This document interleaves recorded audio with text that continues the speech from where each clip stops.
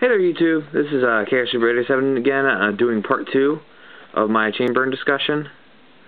Now, last time I discussed a bit about your actual deck balance, like balancing between burn and drawing and stall. And today we're going to get kind of into the meat of it, and we're going to talk a bit about how you should actually play the deck. Now, one of the things I like to do is I only like to make big chains if there's a reason.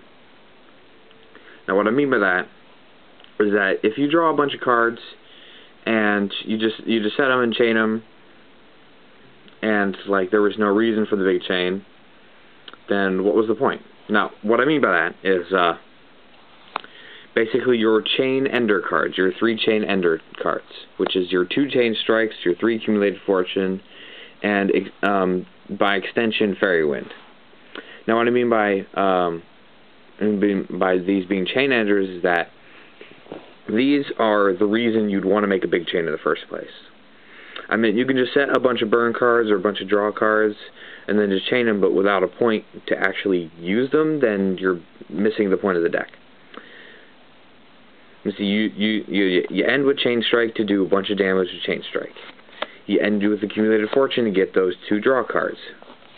And then, although you don't need to end the actual chain with Fairy Wind, you can throw a Fairy Wind in there with a full chain to do 1,500 damage, or more, depending on if your opponent has anything face up. So these are what you're going to want to draw for, is you're going to want to draw these chain enders. If you don't want to use Fairy Wind, that's fine, but you're going to use these 2. You're going to max out on these. You're going to want to. Now, like, because let's just go into an example. Say I have let's say I have two Secret Barrels, 2 Legacy Yata-Garasu, a Swift Scarecrow in my hand, and Reckless Greed. We'll go with that. Now I could set my hand, but what would be the point? My end result is just like I used all my cards for nothing. I mean, if I draw an accumulated fortune off my 3 draw cards, I have to hope that all my cards are chainable, or else I wasted my time. Now, that actually brings me to the next point I was going to make, which was like how you play your chains out, and like kind of an extension onto a chain the chain ender discussion is that if I draw a bunch of burn, I'm going to save it until I have a reason to play it, or until I can kill you, one of the 2. Say I have this hand. I have Just Desserts, Secret Barrel, Reckless Greed, Ojama Trio, 1 Day of Peace, and Legacy Yata-Garasu. Now this would be my first hand. What I'm going to want to do is I'm going to want to, even though I have a Ojama Trio, I'm probably going to save it and Just Desserts and the Secret Barrel off to the side and keep those in my hand. Now, depending on the deck I'm facing, if I know I'm facing a Swarmy deck that could kill me first turn, I would use 1 Day of Peace. Otherwise, I wouldn't, because I'd rather get that free turn when it matters. It's another thing about stall is that you should really save it for when you're in immediate danger of being killed. Like if everyone has a couple monsters and you can take the life points, you probably should take the life points. But we'll put that aside. We'll save that. However, these, I will set these, because then I will set these, and then these I'll keep in my hand. Let's just shuffle the deck.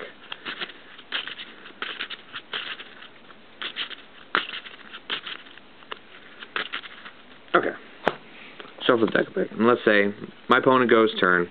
Now I also like to save my Reckless Greeds, so I can draw for my next turn and then flip my Reckless Greed and then draw 2 more. So I have 3 cards on my next turn rather than 2 cards off of Reckless Greed and then I skip my next draw phase. So let's just say my opponent just summon one monster I don't care about and sets 1 because he doesn't know what I'm playing, and like just attacks me and I take a little bit of damage. Let's just say they summon Tengu, so 1,700. Next turn, I'll draw. I'll get another Just Desserts, and then I will flip my Legacy Yatagarasu and my Reckless Greed. So 1, 2 for Reckless Greed, and then 1 for Legacy Yatagarasu. No chain enders, but I have a much more devastating hand now, and a much more devastating chain. And also, reason is that once my opponent summons a third monster, I can't Ojama Trio. But let's just say we're gonna save it some more. We're gonna save it. Now that I have 2 Swift Scarecrows in my hand, I'll go ahead and activate 1 Day of Peace. Draw my 1 card, another Legacy. I'm just getting weird draws. I set up my hand for an example, but I didn't set up my deck. I'll probably go set a trio, set my Legacy,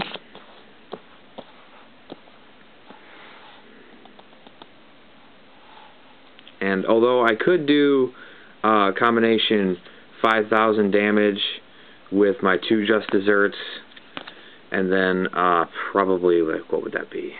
That would be probably at least, that'd be about 2k for Secret Barrel, depending on if they use any cards up of their hand. And then that might be close, but it might not be enough. So I might just wait on that. And I can't do damage anyway, so I'm not going to set them to bother. Now in the standby phase, I'll go hit them with the Ojama Trio, or maybe once they summon their second monster, I'll hit them with the Ojama Trio. And then sometime I'll flip Legacy. And I'll draw 1 card, and it's another Swift Scarecrow.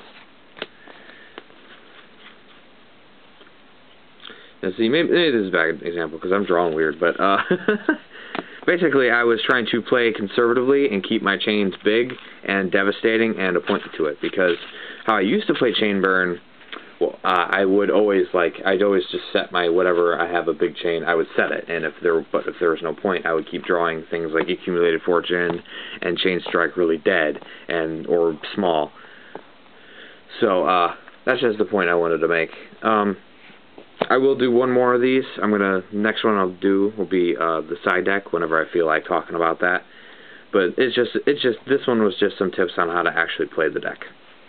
Alright, this is Chaos Reaper 87 out.